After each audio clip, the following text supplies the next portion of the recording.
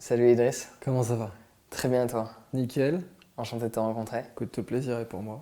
Merci de t'être déplacé jusqu'ici, c'était assez compliqué mais on a réussi à... Ouais, écoute, ouais, ça va. Un jour, tu sais, on parle de drones de passagers. Un jour, on rigolera de tous ces trucs-là. Mais c'est vrai que pour l'instant, tu vois, encore 5 heures pour faire du porte-à-porte. Un jour Ouais. peut-être on va se téléporter, on n'en est pas encore. Bah non, mais tu vois, c'est surtout que moi, je vis et je travaille en Suisse. Et en Chine, traverser une ville, là, j'étais à Hangzhou avant.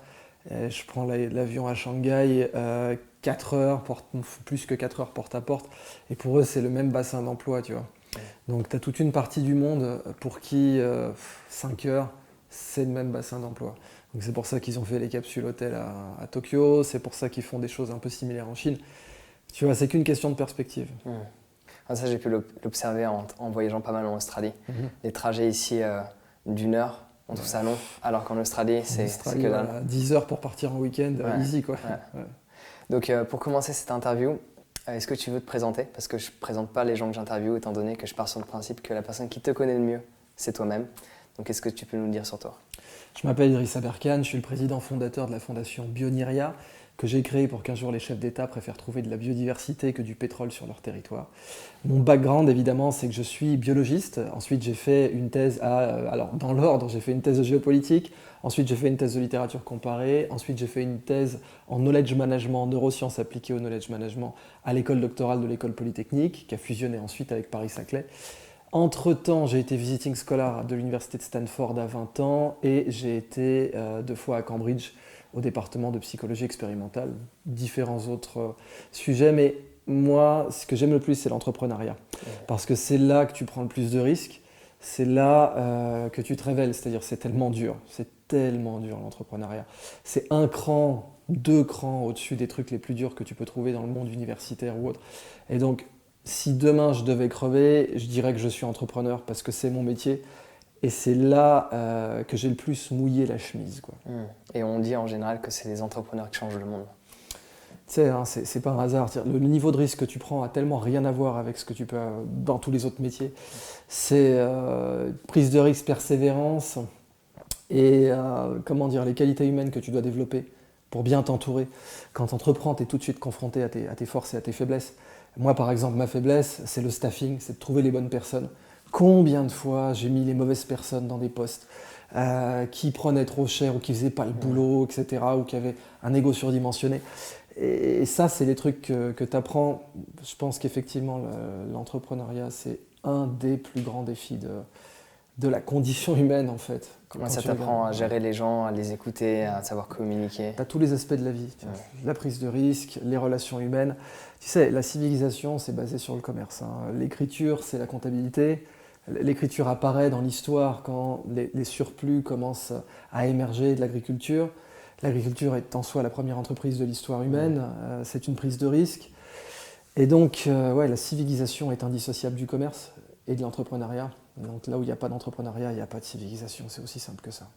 Donc du coup, comment tu fais pour être déterminé à faire tout ce que tu fais Faut aimer quand ça. tu es confronté au risque? Faut aimer ça parce que, tu vois, un des aspects qui est totalement ignoré, par exemple, chez Marx, dont les analyses économiques restent intéressantes, même si elles sont complètement dépassées aujourd'hui, mais un des aspects qui est complètement, je ne vais pas dire passé sous silence, je pense que c'était juste quelque chose étant, tu sais, issu d'une famille riche, étant issu même d'une lignée noble, etc. Marx n'avait pas vu cet aspect-là, c'est la prise de risque. La prise de risque, tu sais, c'est de là que. Enfin, le mot risque vient de risgo en vénitien, donc le récif. C'est-à-dire, tu as un bateau qui part, il peut se prendre un récif. Une assurance, elle assure donc des risques parce qu'au départ, c'était un récif. Tu prends par exemple la compagnie Shell. En fait, c'était la compagnie d'assurance maritime Shell, le coquillage qui protège. Ouais. Et donc Royal Dutch Shell, à l'époque, dans beaucoup d'industries pétrolières, le transporteur prenait plus de marge que le producteur de pétrole. Et donc Shell, c'est l'assureur qui va prendre le dessus sur le producteur et celui qui avait vraiment la main sur le pétrole. Donc le risque, c'est la nature même de l'humanité. Et tu peux détecter les projets politiques foireux au fait qu'ils essaient de prétendre qu'il y aura zéro risque. La mentalité Maginot. Dire que l'État va assumer tous les risques pour les gens. Dire que la sécurité, c'est la première des libertés, comme Manuel Valls l'avait dit une fois, tu vois, au Parlement. Ça, tu peux vraiment détecter les projets politiques foireux au fait qu'ils arrivent en te disant « moi je vais faire disparaître les risques ». On est dans un vaisseau spatial lancé à une vitesse sidérale dans un univers qu'on ne connaît pas du tout. Quelqu'un qui arrive en disant j'élimine les risques, c'est quelqu'un qui te bullshit. Oui, il y en a toujours. Il peut être minimisé, mais il y en a toujours. Ouais. Et après, on a tendance à dire aussi que ne pas prendre de risque, c'est le plus grand risque. Ah oui, mais c'est ce que tu vois avec la mentalité Maginot. 40, on va faire une tranchée de luxe avec du béton, des coupoles, etc. Pouf, en 6 semaines, le pays est plié en deux. C'est ce que tu vois avec le rapport Terry sur Internet, un major de l'école polytechnique, un type qui est le gendre idéal, qui est ingénieur général des télécoms, etc. Il te dit qu'Internet n'a pas d'avenir commercial. Donc, tous ces gens qui arrivent en te disant il faut laisser l'État prendre des risques, ils n'ont rien pigé. Ils n'ont rien pigé. Il y a beaucoup de choses à refaire dans le système. Ouais. Mais tu sais, un homme libre, c'est un homme qui risque. Un homme qui risque pas, c'est pas un homme libre. Et donc, du coup, ce serait quoi pour toi pour qu'une personne ose prendre des risques, ce serait quoi qu'il lui faudrait qu'elle développe éventuellement? Alors, moi personnellement, il y a vraiment ce côté, la version aux pertes. C'est-à-dire, si tu fais en sorte que les gens aient moins peur de l'échec, tout de suite tu encourages la prise de risque. À l'école, on t'apprend une aversion aux pertes qu'on a naturellement. Les humains ont naturellement une aversion aux pertes. Il y a certains humains qui naissent avec une moins grande sensibilité aux pertes. Mais à l'école, on t'apprend l'aversion aux pertes, en particulier en France. On t'apprend qu'il vaut mieux rien faire que de foirer. Et tu vois que les notes négatives, à une époque, on filait des notes négatives. Encore aujourd'hui, tu as des gens qui donnent des notes négatives. Ça te dit quoi, la note négative, comme message? Ça te dit, t'aurais mieux fait de rien faire. T'aurais mieux fait de même pas essayer. Cette mentalité du n'essaye même pas, c'est la première chose à désinstaller pour encourager la prise de risque. Quand on se casse la figure, on repart, on recommence. C'est ce que disait Steve Jobs pour la Silicon Valley. Ce niveau, tu vois, Elon Musk, le nombre de fusées qui ont explosé. Mais en France, il a mis son propre argent pour que ça fonctionne. Mais oui, il a mis son propre pognon. Enfin, je veux dire, en France, c'est impensable. En France, c'est impensable. Tu aurais une brochette d'universitaires qui n'ont jamais pris le moindre risque de leur vie, qui auraient dit, mais regardez, ces fusées explosent, ça prouve bien que c'est un rigolo. Aujourd'hui, la famille d'Elon Musk a peur que les Russes l'assassinent. Parce que tu sais, quand tu vois les parts de marché qu'il a pris à Soyouz, quand tu vois aussi sur l'industrie pétrolière avec les Tesla, etc., bon, ce type est devenu un des ennemis numéro 1 de l'économie russe, malgré lui. C'était pas son but, il est allé en Russie, il a dit je veux vous acheter des fusées, ils l'ont regardé, ils ont fait mais t'es qui, tu vois. Donc non, en France, on peut absolument pas avoir un Elon Musk parce qu'il aurait été noyé sous 3 couches de ce qu'on appelle dans le dictionnaire d'Oxford, Furor Academicus, ça porte un nom depuis le XIIIe siècle. Ça qui est marrant, c'est que déjà à l'époque, tu sais, le mouvement scolastique au Moyen-Âge, avec des gens qui résonnaient comme des tambours, etc., déjà c'était écrit dans le Oxford, ce qu'allait devenir le Oxford English Dictionary, Furor Academicus. C'est même la raison pour laquelle Cambridge a été créé. D'ailleurs, c'était des universitaires d'Oxford qui avaient été chassés, les mecs avaient été bannis, et ils ont créé l'université de Cambridge, qui aujourd'hui est devant Oxford. Donc, on a eu notre période de prise de risque en Europe. On pourrait la revoir. La France, par exemple, a eu Suez, qui était vraiment l'époque du canal de Suez, c'est l'époque de la mentalité Jules Verne, c'est l'époque où la France risque tout, c'est la plus grande période d'exploration sur le plan de l'histoire de France. Et ensuite, la France se rate sur Panama, Ferdinand de Lesseps ruiné, à moitié fou, etc. T'as la Première Guerre mondiale, t'as les gueules cassées, c'est fini, on ne prendra plus jamais de risque à partir de là. Et un pays qui rémunère l'absence de prise de risque est un pays qui se met dans le formol, et c'est ce qui s'est passé depuis. Moi, je pense quelque chose qui aussi n'aide pas les gens à prendre des risques, dans le sens où si tu observes le système américain, nous, on a beaucoup de filets. Oui. Ça veut dire, bon, les gens, ils en sont contents, mais chômage, RSA, ça dépend quel filet, parce que tu vois, d'un côté, si quelqu'un foire, il est banni, c'est l'anathème, quoi. T'as des gens qui vont reparler de ça, qui vont te le ressouligner pendant des années, alors que tu regardes le cas américain, les gens foirent, ils recommencent, le patron de LinkedIn, le patron de Salesforce, tous ces gens qui ont été interdits bancaires, le patron de Zenefits qui avait un cancer des testicules, qui a raté plusieurs jobs, Jack Ma, c'est un bon exemple. Jack Ma, qui dit à ses enfants, n'ayez surtout pas plus de 13 de moyenne. Si vous avez plus de 13 de moyenne, vous êtes en train de mettre tous vos œufs dans le même panier, bande d'imbéciles. Le monde académique, il est en train de mourir. Le monde universitaire est en crise à l'échelle mondiale. Le système éducatif aujourd'hui n'est pas du tout adapté au monde actuel. Pas du tout. Mais donc du coup, est-ce que parce que tu as quand même beaucoup de bagages universitaires. Ça m'a appris qu'il ne fallait pas l'avoir. Ok. Ça m'a appris, tu vois. Si c'était à refaire, j'aurais commencé à entreprendre tout de suite. Okay. Donc parce pour toi, on n'a pas besoin de faire des études pour réussir concrètement. Non, pas du tout, ça on le sait. Non, mais on le sait depuis Léonard de Vinci. Léonard de Vinci n'a jamais été reconnu comme humaniste de son temps. Jamais. Il parlait ni latin ni le grec, donc il ne pouvait être reconnu comme humaniste. Quand il devait donner son pédigré, il mettait « Je suis Léonard, fils de l'expérience », puisque de toute façon, il n'avait pas fait Bologne ou Milan ou ce que tu veux, il ne pouvait pas dire « Je suis un humaniste très prestigieux de telle académie ». Et il a été, aujourd'hui c'est celui qu'on cite en numéro 1 quand on pense à l'humanisme, c'est Léonard. Eh ben, les gens seraient surpris de savoir que jamais de son vivant il a été reconnu comme humaniste. Donc on le sait depuis très longtemps, en réalité depuis l'Antiquité, tout simplement parce qu'un homme peut fonder une université, mais j'ai jamais vu une université créer un homme. L'humain est plus grand que toutes ses créations. C'est une réalité. L'humain est plus grand que toutes ses créations. C'est du loisir d'un humain de créer une université. Si un humain est bon, claque dans ses doigts, il se concentre sur un grand problème mathématique, philosophique, etc., il peut créer une université. Jamais une université créera un humain. En France, on a cette subservience effectivement aux écoles, aux trucs. On pense que les gens sont grands parce qu'une école leur a attribué un... Tu sais, c'est la mentalité en fait profonde, médiévale, des patentes royales. Il fallait une patente pour ouvrir un moulin. Les Français aiment beaucoup ça. Est-ce que tu as une patente? Alors ça a survécu à la Révolution. La France n'a pas aboli les privilèges, elle les a simplement redistribués par concours.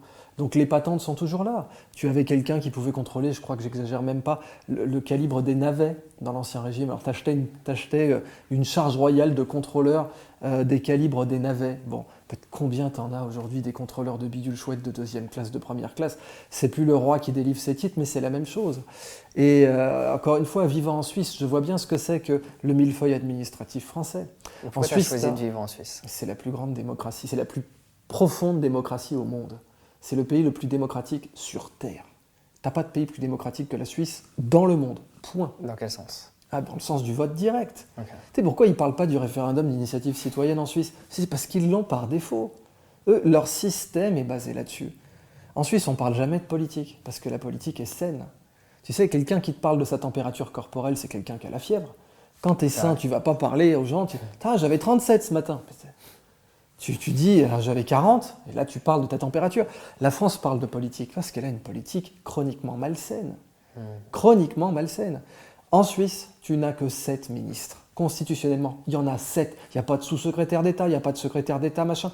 Tu as 7 conseillers qui ont le rang de ministre, tu n'as pas de président. À eux 7, ils dirigent le pays. Ils sont toujours en cohabitation, toujours. C'est comme si tu avais, je sais pas moi, Eva Joly, Jean-Luc Mélenchon, Marine Le Pen, et puis quelques ministres du centre droit et du centre gauche. À eux 7, ils gouvernent. Ils doivent trouver l'intérêt national et le consensus. Il n'y a pas un gars qui arrive qui dit « je mets des baffes à tout le monde, je suis président ».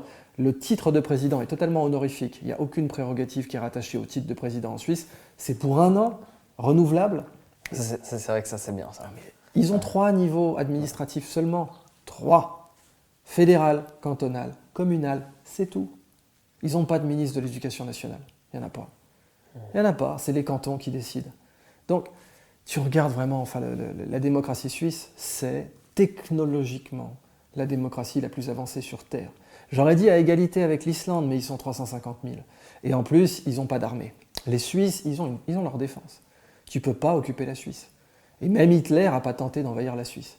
Donc, le rapport coût-opportunité d'envahir la Suisse et de la tenir, il est merdique. Donc, ils ont une défense souveraine forte, beaucoup plus forte que d'autres pays, et en même temps, ils ont une démocratie très forte. Ça, c'est un modèle démocratique pour l'Europe, la Suisse, et comme par hasard, ils ne sont pas dans l'Union européenne. Ouais. Ce n'est pas du tout un hasard. Donc, oui, ça m'a appris énormément de choses de vivre et de travailler en Suisse, parce que puis je travaille dans le canton le plus difficile, à Neuchâtel. Alors c'est ça qui est marrant, c'est que le canton de Neuchâtel, ils ont le taux de chômage le plus élevé de toute la Suisse. Mon Dieu, 5%. Et donc ils font des efforts surhumains pour essayer de... Ils ont une politique incitative, etc. Mais tu vois, à 5%, ils sont là, mon Dieu, on est mal géré, tu vois. T'arrives en France, ils truquent les chiffres et ils sont à 10. C'est voilà, qu'est-ce que tu veux que je te dise? Donc du coup, il y a un truc qui m'intrigue quand même. Et je pense qu'il serait intéressant que tu dévoiles un peu ça par rapport aux gens. C'est que tu as beaucoup de connaissances, tu as eu beaucoup de bagages universitaires, donc du coup tu as beaucoup appris. Donc ma première question, c'est comment tu fais pour apprendre autant et rapidement? Faut aimer si t'aimes pas, tu vois. C'est un repas, c'est de la gastronomie. C'est comme si tu imagines, Quelqu'un arrive, il peut te mettre la liste de tous les repas que tu as fait depuis que tu es gamin. Ça prendrait un hangar, ça serait un entrepôt. Et tu aurais la liste de tous les repas que tu as fait. Un repas de connaissance, vu qu'il n'a pas de masse, tu es censé pouvoir le garder avec toi. Alors l'idéal, c'est quand même de le digérer, hein, c'est-à-dire de pas de ressortir.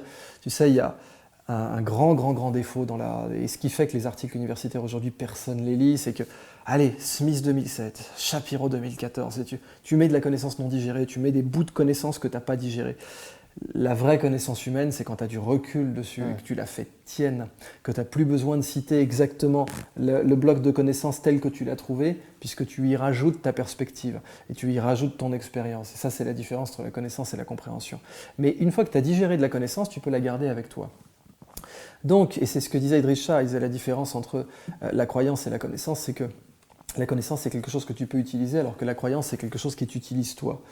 Eh bien, les repas de connaissances, la meilleure façon d'en faire beaucoup, c'est d'aimer ça. C'est de leur donner un goût. C'est d'avoir ta propre initiative.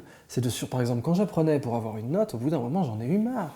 Quand je suis rentré à Normal Sup, j'ai eu la chance d'avoir cette expérience personnelle, de voir la pédagogie la plus pourrie sur Terre. Les grandes écoles en France, c'est la pédagogie la plus moisie qui existe au monde. C'est le modèle, même les soviétiques étaient meilleurs. J'allais dire c'est le modèle soviétique, même les soviétiques étaient meilleurs honnêtement. C'est Sparte, j'en sais rien, et encore Sparte a été très caricaturé dans la violence. Le modèle pédagogique des grandes écoles françaises, c'est le degré zéro. C'est-à-dire, tu as cette magnifique scène dans Apocalypse Now, où tu as un cuisinier qui dit qu'il s'est engagé dans l'armée, puis un jour il voit les ingrédients arriver, il dit, oh là là, il y avait cette magnifique viande, la persillée et tout, canon. Et puis après, j'ai été écœuré, ces enfoirés, ils ont balancé ça dans de l'eau bouillante avec du sel, alors qu'ils avaient la meilleure barbaque du monde. Normal Sup, c'était ça. C'est-à-dire des ingrédients de folie, un gars qui arrive, fuck you, tu vas le manger tout cru, de toute façon, tu as été sélectionné, donc avale. Le degré zéro de la... T'arrives aux États-Unis, c'est normal, vu le prix qu'ils payent. 40 000 $ par an. Je veux dire, c'est la moindre des choses que le chef, il t'ait fait le plat aux petits oignons, quoi. Et c'est ça la différence entre la pédagogie anglo-saxonne et la pédagogie française, ou son absence. Donc, j'ai dû désinstaller ce qu'on avait essayé de m'inculquer de force, c'est-à-dire que la connaissance, c'est la souffrance, tu sais. Il faut que tu souffres, il faut que tu aies pris cher. Comment tu as fait pour justement changer toutes ces croyances que l'on t'a instaurées, reprogrammer ton subconscient d'une certaine manière ? J'ai repris le contrôle, c'est-à-dire au bout d'un moment, tu sais, tu as ce même là... Beach Please ou Stop. Tu as ton prof à Normal Sup, tu as tous ces gérontocrates, là, ces mandarins, tu as fait stop. C'est mon cerveau, c'est mes règles. J'apprends comme je l'entends. Et c'est mon royaume. J'ai appris ça de Richard Francis Burton. Richard Francis Burton dit, c'est ce que je mets dans pas mal de mes dédicaces quand je dédicace un livre, dit fais de ta pensée un empire. Rien n'est plus important, fais de ta pensée un empire. C'est stop. Les gens qui essaient de t'installer un logiciel, qui essaient de te dire comment tu es censé apprendre, qui essaient de te dire ce qui est important pour toi ou pas, stop. Et comment tu fais pour leur dire stop ? C'est très simple. Tu remets les frontières, tu dis c'est mon esprit. J'ai entendu ce que tu avais à dire. Une prise de décision. Oui, c'est vraiment ça, c'est de la souveraineté. C'est de la souveraineté mentale. Ils sont très nombreux aujourd'hui, les gens qui veulent avoir le contrôle sur ton espace mental. Les gens qui veulent avoir le contrôle sur tes culpabilités, tu le vois avec le débat environnemental. Aujourd'hui, tu mets sur tous les sujets. Les gens qui veulent t'inculquer une culpabilité permanente pour te contrôler. Les gens qui veulent t'inculquer l'impuissance apprise. Tu ne peux pas le faire. Tu n'as pas le niveau. Tu n'y arrives pas. Tu ne mérites pas. Tu n'es pas à ta place. Tu reposes les frontières de ton mental et tu fais de ta pensée un empire. Et tu ne laisses absolument personne avoir le moindre accès à la souveraineté de ton intellect. C'est tout. Et c'est ce qu'a fait Malcolm X quand tu regardes. Il a mis du temps, parce qu'il est passé d'un maître à un autre. Il est passé avec Elijah Muhammad, qui est devenu un autre maître. Bon, c'était les Blancs d'abord, ensuite c'était Elijah Muhammad. C'est pour ça qu'il n'a jamais atteint le niveau, par exemple, de Martin Luther King, dont tu sais Martin Luther King ne se battait pas pour les Noirs, jamais. Il se battait pour l'humain. Alors que Malcolm X, pendant très longtemps, s'est battu pour les Noirs et ça a été sa grande limitation. Mais en tout cas, il a commencé à faire ce chemin, pas jusqu'au bout, de dire stop, j'ai ma souveraineté mentale. Martin Luther King, pareil, stop, j'ai ma souveraineté mentale. Ça, c'est ce que tout humain doit faire et c'est la première chose que l'école à laquelle l'école s'oppose. L'école te dit, donne-moi ta souveraineté mentale. et confiance. Donne D'où la main. l'intérêt de ton livre, Libérez premier votre que t'as- cerveau, bien t'as- sûr. Libérer votre cerveau aussi- commence par ça. Je parle du neurofascisme. Et ça, Dieu sait que, tu vois, moi, j'avais un ancien tuteur à Normal Sup, mais vraiment le pauvre gars, j'ai de la peine pour lui. J'ai vraiment de la peine pour lui. C'est le bon gars. Il a été fouetté tellement toute sa vie, ce type, qu'il te parle de QI national, de toutes ces bêtises. Et puis, combien de fois, tu sais, il a dit que le QI était la chose la plus importante qui existe aujourd'hui. Tu as un mec comme Nassim Nicolas Taleb qui est infiniment plus compétent en probabilité qu'arrive qui dit non, le QI c'est de la bullshit circulée, il n'y a rien à voir. Je vous démontre statistiquement, je vous sors les probas, le QI c'est de la pseudo-science terminée. Maintenant, il faut s'intéresser à l'intelligence telle qu'elle est. Bien, j'ai vu ce que c'est que des gens, tu sais, Burton disait le rêve de l'esclave, c'est pas d'être libre, c'est d'avoir son propre esclave. Ces gens-là, c'est des esclaves à 50 ans. C'est des esclaves mentalement, c'est des esclaves de leur père, premièrement. Esclaves de tes pères, ça c'est la pire chose. Tu es là, tu peux rien faire sans te demander, mais qu'en dira-t-on? Que penseront les autres?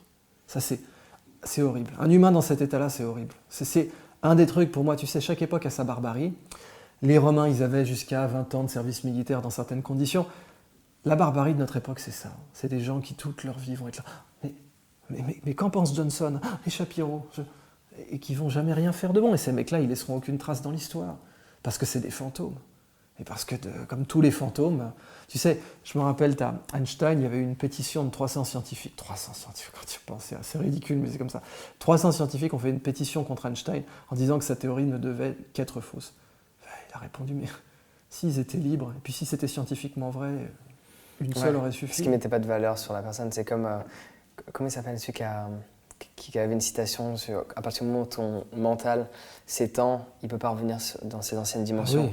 Holmes, je ne sais plus quoi, qui disait que peut-être le problème n'est pas les femmes quand elles accouchent, mais peut-être les médecins, si ça avait les mains, on arrêterait d'avoir des... Ça a pris 30 ans. Tu sais, comme pour le scorbut, on avait un peu tout testé, et puis la Royal Navy, ils avaient testé par exemple se couper la moustache, parce que tu avais des médecins très sérieux, des mecs qui étaient en chaire, en académie, comme d'hab, qui étaient là, qui disaient oui, c'est l'air marin, cher confrère, et donc il faut se couper la moustache. Alors ils avaient essayé ça, mais à un moment, un mec s'est dit tiens, il paraît que le jus de citron dans certains pays, ça, ils ont essayé, comme la Royal Navy avait tellement de bateaux, ils ont fait des tests. Ils ont essayé, ils ont regardé, pouf, alors il y en a un, il va faire un citron, il y en a un, il va faire rasage de moustache, il y en a un, bon.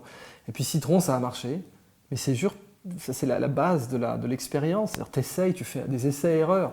S'ils avaient laissé une académie de médecine chercher, mais on mourrait encore du scorbut, on n'aurait plus de dents aujourd'hui. Donc c'est cet essai-erreur permanent qui crée l'innovation.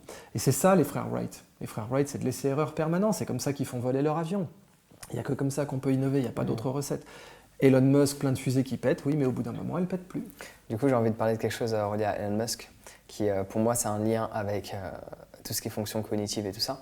Sa nouvelle société qui développe Neuralink. En France, surtout, je pense qu'en grande partie, et vu que j'ai voyagé pas mal, si tu veux, c'est que je prends vraiment conscience de la mentalité française et de celle de d'autres cultures. Et en France, on a vraiment peur de tout ce qui est intelligence artificielle. Et là, pour le coup, on parle d'une connexion. Donc, est-ce que tu peux nous en dire un peu plus par rapport à ça? Neuralink, je suis totalement contre, ça c'est clair. J'ai un très grand respect pour Musk, mais Neuralink, ça pour moi c'est une erreur, vraiment c'est un manque de perspective, je ne peux pas le dire autrement. L'idée qu'il faille fusionner l'homme avec la machine, qu'il faille nous mettre des implants dans le cerveau directement. Alors tu as plein de gens qui touchent des bourses de recherche en France. Hein. Tu as un professeur au Collège de France, il a commencé toute sa carrière avec une bourse de la fondation Wellcome pour travailler, tu sais, sur aussi bien de la neuroimagerie. Bon, manque de bol aujourd'hui, on sait que la majorité des articles d'IRM-F sont faux, sont juste faux. On ne peut pas les utiliser, ils ne sont pas statistiquement fiables. Mais tu as plein de gens qui rêveraient effectivement d'implanter les gens à la naissance. Allez, à la naissance, demain, pouf, tu aurais un implant tout de suite. Ça serait vraiment ce que j'ai appelé dans mon bouquin le neurofascisme. Une société, la définition du neurofascisme, c'est une société où le cerveau ne sert qu'à la productivité. Et pour la productivité dans l'état actuel, c'est la conformité. Et tu penses que Elon Musk, c'est sa raison? Non, je pense qu'Elon Musk est... à ce qu'il fait en fait. Non, attention, il veut que l'humain et la machine fusionnent, il l'a dit.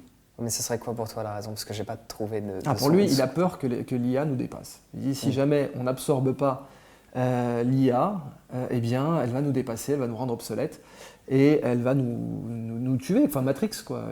Elle va atteindre un niveau, elle prendra des décisions elle-même et on n'arrivera plus à faire quoi que ce soit. Et elle sera distribuée sur Internet, on ne pourra plus rien faire. Il a fait un caméo dans ce film-là. C'était quoi? C'était pas Résurgence, c'était avec Johnny Depp. Assez mauvais d'ailleurs, mais il fait un caméo dedans. Musk est convaincu, bon, c'est marrant, on pourrait faire les profils psychologiques des gens. Musk est quelqu'un qui a un profond complexe d'infériorité, très profond. C'est un mec qui a été victime, tu sais, de bullying en Afrique du Sud. Il a déserté l'armée sud-africaine, pas tant parce qu'elle contribue à l'apartheid, même si clairement ça a été un enjeu, mais parce que ce type se faisait cogner dessus en tant que nerd par les grands néo-ariens de l'armée du collège-lycée et puis de l'armée sud-africaine. Il se serait fait passer la bite au cirage. Voilà. Bon, il ne voulait pas être dans cette atmosphère-là et je le comprends. Mais c'est quelqu'un qui a passé son temps à faire ses preuves et qui est animé par la volonté d'être reconnu. Ça, c'est Elon Musk. Il est animé par la volonté perpétuelle, d'où son importance. Tu crois ça? Parce qu'il est humble, oui, mais il est humble d'une certaine manière. Enfin, tu vois Bill Gates avoir autant d'importance sur son compte Twitter. Tu vois Steve Jobs se demander à quel point il est follow, etc. Enfin, Elon Musk, il y a une nécessité permanente d'être reconnu qui est très grande. Il veut montrer qu'il a raison, comme d'ailleurs Jobs à une époque sur l'action Apple. Mais ça l'anime, c'est bien. C'est pas mal en soi. Mais du coup, c'est quelqu'un qui, au fond de lui, ne peut que penser que l'IA va battre l'humain. Parce que sa propre intelligence, en réalité, il en doute. C'est ça le paradoxe. C'est que, à côté de ce qu'il fait en plus, c'est non, mais c'est ça le truc, c'est que sa propre intelligence, il en doute. D'ailleurs, j'ai vu un universitaire américain qui faisait une conférence sur l'informatique quantique à San Francisco. Et le gars, personne, je ne me rappelle même plus de son nom, le pauvre monsieur. Dans sa conf, il faisait, oui, vous savez, parce que sur l'IA, tu vois, il y avait la pétition sur interdire l'IA armée. Et il disait, on parlait de Stephen Hawking et on parlait d'Elon Musk. Et cet universitaire, dont j'ai oublié le nom à juste raison, eh bien, disait, oui, Stephen Hawking est très intelligent et Elon Musk est très riche. Toute la salle s'est éclatée de rire. Évidemment, Elon Musk n'est pas intelligent. Il en souffre, Elon Musk, de ça. Et il en souffre réellement. Et donc, sa perspective personnelle que l'humain n'est pas à la hauteur de l'IA, l'amène à naturellement prendre la décision de dire si on ne s'équipe pas avec une IA directement, en fusionnel, on ira nulle part. Et il y a tout un tas de neuroscientifiques qui pensent que tu ne fais pas de neurosciences si tu ne perces pas la boîte crânienne, par exemple. Et ça, évidemment, c'est un esprit de notre époque, mais c'est ombre et poussière. Le temps va passer là-dessus et va délivrer son verdict. Mais c'est dangereux, effectivement, parce que c'est ce qu'on appelle le cyberpunk. Le cyberpunk, c'est un monde où voilà, tu es citoyen de la classe de ton implant et tu peux n'avoir aucune citoyenneté sans implant. Et évidemment, parallèlement, les implants... Tu sais, l'informatique ne fait que se rapprocher de nous. Ouais, on peut le voir, les gens marchent avec leur téléphone dans la main, comme si c'était une extension. T'as ta montre. Donc l'informatique, elle est au poignet maintenant. Et tu parles des montres connectées ou oui. des montres Apple vend plus de montres que toute la Confédération helvétique. C'est vrai. Apple, il y a 5 ans, vendait plus de montres que Rolex, qui est le premier vendeur de montres au monde, aussi bizarre que ça puisse paraître, devant Swatch, enfin pas le groupe en entier, mais la marque Swatch. Et aujourd'hui, ils vendent plus que toute la Confédération helvétique. Donc, ils te mettent au poignet un tracker qui peut avoir accès à tes paramètres physiologiques, etc. Et à tout. Et à nous écouter. Mais bien sûr, à t'écouter. On le sait. Combien de fois Facebook et Google et Amazon ont confirmé devant des cours compétentes que, oui, ils écoutaient des conversations. Oui, des fois, des mecs arrivaient, ils entendaient des conversations personnelles. Il y a des personnes qui ont fait le test avec le OK Google en disant « Maintenant, on fait le test OK Google » et quand on peut regarder sur le PC, il enregistre « Maintenant, on fait le test ». Donc il enregistre un peu avant, mais donc la question c'est combien de temps avant? Parce qu'il nous montre une certaine de base, segment. Tu sais, Steve Jobs, il aimait, quand il était jeune, il aimait transformer tu sais, en inversant la polarité, tu peux transformer un haut-parleur en micro. Parce qu'un haut-parleur, c'est un micro. Hein. C'est comme une dynamo, tu vois. Tu peux faire tourner une dynamo dans les deux sens. Quoi. Tu l'épuises et elle produit de l'électricité. Et puis si tu la fais tourner, elle charge le circuit. Eh bien, un haut-parleur, c'est pareil. C'est un micro. C'est tout. Et depuis très longtemps, on peut transformer des haut-parleurs en micro. Et c'était une technique d'espionnage très connue pendant la guerre froide. Donc aujourd'hui, la totalité de nos caméras, peuvent être allumées.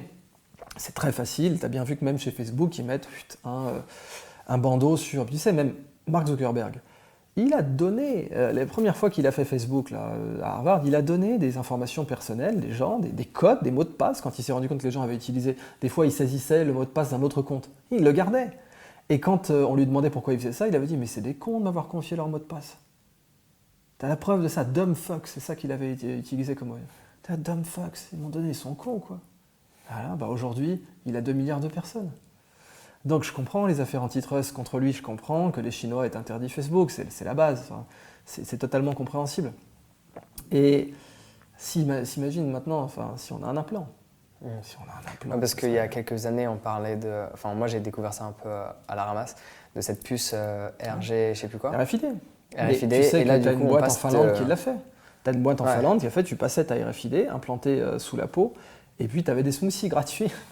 C'est chaud. C'est pour que les gens, comportementalement, les gens sont prêts à se faire implanter une putain de puce pour un smoothie. Bah, tu vois, là où c'est intéressant, c'est que ce truc, moi, je l'ai directement rejeté. Après, je ne sais pas si c'est parce que je mets énormément de valeur sur qui Elon Musk est. Son truc de Neuralink, j'ai pas voulu le rejeter tout de suite. Chaque humain a du bon et du mauvais, c'est inévitable. Ce monde est un damier, il y a du noir, il y a du blanc, c'est comme ça. Les gens intelligents comprennent qu'il y a du noir et du blanc dans tout. Je veux dire, tu prends même le patron de l'Abwehr, le service de renseignement nazi, l'amiral Canaris. C'était injuste parmi les nations. Ce mec a saboté l'Abwehr de l'intérieur. On le sait aujourd'hui, il a été fusillé par Hitler. Donc, même au cœur de l'appareil de renseignement nazi, qui torturait les gens, qui leur enfonçait du métal dans le nerf des dents, etc., et qui brûlait les gens. Enfin, même au cœur de cet appareil-là, tu avais des justes. Donc, parce qu'il y a aussi, je suis tombé sur les travaux que Dr Jordan Peterson, que tu dois connaître, Jordan Peterson, une bonne référence. qui disait justement quel aurait été toi ton comportement si tu aurais été évidemment à la place surtout quand tu es sensible à la pression des pairs. Ouais. Quand tu es sensible à la pression des pairs, c'est foutu. T'arrives, la totalité des gens lèvent le bras, qu'est-ce que tu vas faire? Les meilleurs universitaires... C'est ce qui va arriver à ta famille, à toi. Mais il y a ça aussi, mais au-delà de ça, tu es conditionné à ne pas vouloir être rejeté par le groupe. Donc pourquoi, par exemple, tiens, quand Einstein devait aller au Collège de France, tu as eu une pétition contre lui. Et donc le Collège de France a refusé. Il s'est dit, mon Dieu, que va en penser Smith et Shapiro et Johansson et toutes ces conneries. Donc dès que tu es comme ça, que tu n'es plus un homme libre, que tu es enfermé dans le camp dira-t-on, qui est en général ce qu'il y a de plus superficiel chez l'humain, bah tu fais des saloperies. Dès que le vent tourne, dès que l'histoire te pose des moments de vérité, tu regardes par exemple l'expérience de Milgram, tu regardes l'expérience de la prison de Stanford qui te montre à quel point des gens éduqués peuvent devenir des salopards, dès lors que la majorité leur dit qu'il faut être comme ça. Donc c'est aussi pour ça que, normal Sud, Polytechnique, regarde le taux de suicide qu'ils ont. Regarde, ils ont un taux de suicide en France qui est très très supérieur à la moyenne nationale. Et ça les dérange pas. Ça les dérange pas, c'est normal pour eux. Ils remettent pas ça en question, quoi. Pas du tout. Pas du tout, c'est limite bien pour eux. Donc c'est la pathologie devenue une vertu. Tu regardes, voilà, Burton, encore une fois, disait, dans le cours de l'histoire, chaque vertu a été condamnée comme un vice et chaque vice a porté la couronne de la vertu. Donc, non, se remettre en cause, c'est pas du tout... les gens pour qui la conformité est la vertu suprême sont incapables de se remettre en cause. Ils ont eu une amputation de leur capacité à se remettre en cause. C'est fini.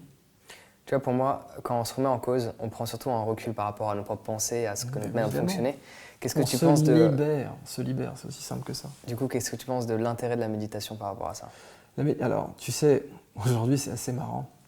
Tu vois beaucoup de gens qui disent « Ah là là, le coaching, c'est pas bien. » C'est tous ces gens qui voulaient avoir un contrôle sur autrui. « Ah, le coaching, ça nous envahit. » Désolé, je vais citer Burton une énième fois. Mais il ouvre son grand poème par le développement personnel est seul et suffisant comme but de l'existence. Le développement personnel est seul et suffisant comme but de l'existence, il n'y en a pas d'autre. L'humain est là pour apprendre, c'est tout. Donc ça inclut de digérer de la connaissance, mais de la connaissance plutôt de la compréhension, au contact réel. La vraie vie est une grande leçon que nous n'avons jamais su émuler. Les gens qui performent aux académies militaires sont souvent des tanches absolus sur le champ de bataille. La première chose que tu vois disparaître sur des gens qui vont vraiment au combat, c'est toutes les conneries du bouton de guêtre, est-il à la bonne place, la cravate est-elle bien en double Windsor, etc. Toutes ces conneries-là, ça disparaît sur un champ de bataille. C'est la même différence entre la vie notée et la vraie vie. Donc, le développement personnel, seul est suffisant en but de l'existence humaine. Point. Et la méditation, dans ce cas-là, c'est l'instrument idéal du développement personnel. J'ai fait récemment une cérémonie de l'ayahuasca. Et la cérémonie de l'ayahuasca, te fait passer par une expérience où tu perds ton corps. Et tu comprends exactement ce que c'est qu'on a un corps pour une période fixe, pour une période limitée, très limitée, et vraisemblablement on a un esprit pour une période illimitée. En tout cas, toutes les religions abrahamiques s'accordent là-dessus, et toutes les spiritualités, c'est même le principe d'une spiritualité, s'accordent là-dessus. On vit à une époque infiniment matérialiste, et ça explique le succès de Marx, si tu veux, dont la totalité de la philosophie est basée sur le matérialisme. Puis Hegel avant lui, mais le matérialisme. Donc on vit à une époque où toutes les autorités nous disent matière, matière, matière, matière, matière. Bon. Et évidemment, ça ne peut être, cette époque-là ne peut aboutir qu'au transhumanisme, ne peut aboutir qu'à comment prolonger la matière. Comment prolonger la matière. Malheureusement, notre compréhension matérielle de l'univers, elle est assez ridicule. Hein. Bon, on vient de découvrir à peine la matière noire, on ne sait pas trop pourquoi elle est là, on ne sait pas trop comment elle fonctionne. Mais voilà, on est entouré de haut-parleurs qui crient matière. Et ça ne peut mener qu'à un mal-être profond, puisque la matière, elle va mourir. Bon, la matière, elle n'est pas éternelle, elle va mourir. Bon. Et voilà, ça ne peut créer qu'une dissonance. Alors soit tu l'ignores, tu dis, Yukaidi, Yukaida, j'y pense pas. Soit tu t'essaies de te faire cryogéniser, et puis du coup, paradoxalement, quand tu dis matière, matière, matière, philosopher, c'est apprendre à mourir. C'est Montaigne qui a dit ça. Donc tu élimines toute philosophie. C'est le harakiri de la philosophie, le matérialisme, parce que c'est la philosophie qui se suicide, puisque tous les philosophes te disent philosopher, c'est la mort. Philosopher, prépare-toi à mourir. C'est ça la philosophie. C'est le stoïcisme. C'est mourir avant de mourir. Et oui, mourir avant de mourir. Et que, aussi bien, tu vois, Mahomet disait, mais que tous les grands sages. Et là arrive une sorte de substitution du matérialisme qui prend la place de la sagesse et qui dit non, matière, matière, matière, il n'y a que ça. Et ça mène nulle part. Enfin, ça nous mène à l'impasse aujourd'hui spirituelle que Guénon avait très bien comprise, qui est une sorte d'enfer. La méditation est une sortie de ça. Et c'est ce qu'ont parfaitement compris les bouddhistes, dont le seul métier est de préparer au défi que l'esprit en reste encore. C'est ça, le métier du bouddhisme, c'est ça. Hein. Le métier du bouddhisme, les nobles vérités du bouddhisme, c'est la souffrance existe. Bon. La souffrance existe et c'est l'esprit qui la cause. C'est pas les conditions matérielles qui causent la souffrance, c'est l'esprit. C'est très dur, il faut 20 ans, parfois toute une vie pour comprendre ça.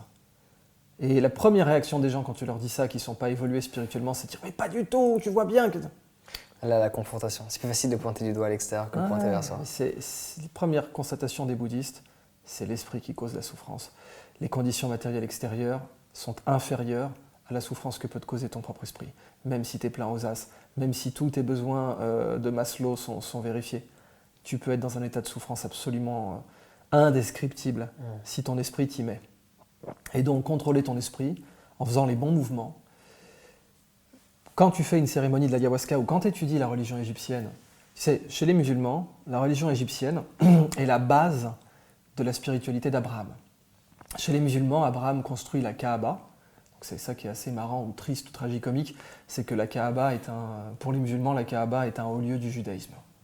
Abraham, qui est le plus grand prophète du judaïsme avec Moïse, c'est lui qui crée la Kaaba selon les musulmans, après avoir été initié au mystère égyptien. Et ces mystères égyptiens, c'est la mort. D'ailleurs, c'est très intéressant parce que vraisemblablement, les Égyptiens savaient préparer une boisson comparable à l'ayahuasca. Puisque l'ayahuasca, c'est de la DMT, donc diméthyltryptamine, qui est produite par la glande pinéale, donc l'épiphyse qui libère cette hormone quand on rêve. Donc c'est l'hormone du rêve, et c'est pour ça que les Indiens appellent ça la liane de rêve. Et la DMT, on en trouve dans l'écorce de certains acacias. Okay. Et ce qui est assez marrant, c'est que un des signes de reconnaissance de la plupart des francs-maçonneries, c'est de dire l'acacia m'est connu. L'acacia m'est connu.